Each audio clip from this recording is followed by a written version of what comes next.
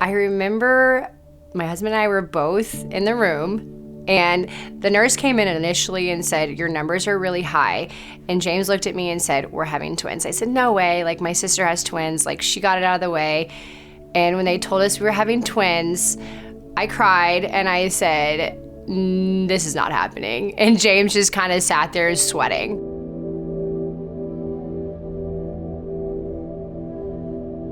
We ended up having our gender reveal party and found out it was 2 boys. And that following Monday, I was at work. I got a call from my OB, and she was like, there's going to be a high-risk OB doctor going to call you here in the next few days. They found something on the scan that didn't look quite right. They just wanted to rescan to make sure. And that's when they detected that he had HLHS. Hypoplastic Left Heart Syndrome basically means he's living with half a heart. His left side was severely underdeveloped and basically doesn't have a left ventricle. There is no cure for it, only medical intervention, and eventually it may lead to a heart transplant. HLHS has a series of 3 open heart surgeries. He's had 2 of the 3 so far. His Norwood was at 4 days old. We were in the hospital for, I think, 41 days after that open heart surgery. Juggling twins in the hospital was definitely difficult, especially with James being back at work. Then he had his Glenn, which is the second surgery, right around 6 months old. And since then, he kind of just took off. Very healthy, very active. You would never have known that he had a heart defect. Hudson was scheduled for a routine heart cath on March 31st. And I remember telling James, you don't need to come up to the hospital. It's just a routine heart cath. We'll be in and out in, 24 to 48 hours. Within 10 minutes, they came back and said, he's having some palpitations. He's having what they call SVTs. Luckily, James showed up within 10 minutes of him going back to the heart cath. They said we had to resuscitate Hudson, and he's on ECMO, which is a lung and heart bypass machine. This is bringing back 2 memories.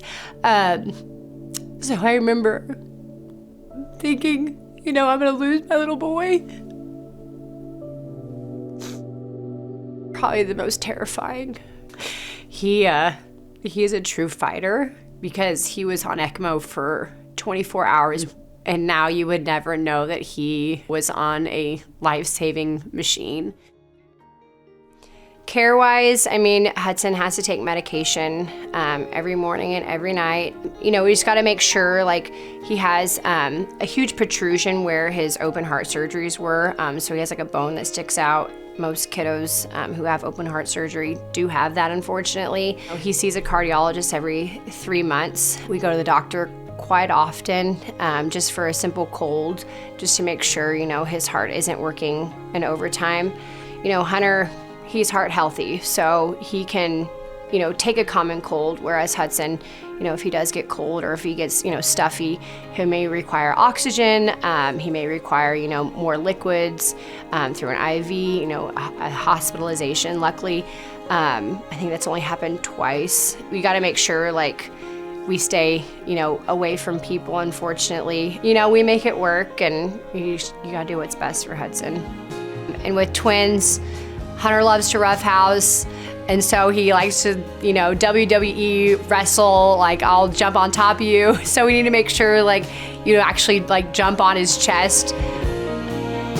I think just, going forward with a diagnosis of having a kiddo with HLHS, it was so scary. I think you don't know how to move forward with it until you're actually there and you see him and he's going through all this stuff. It's kind of like going through the motions. But then when you see how well he can do and how well these heart kiddos can do, it kind of brings you back to life and your purpose as a mom, as a parent, that you can really tackle anything. Because of heart research, we are able to watch Hudson play, jump, beat up his brother, be spunky. This is why all of your donations mean the world to us.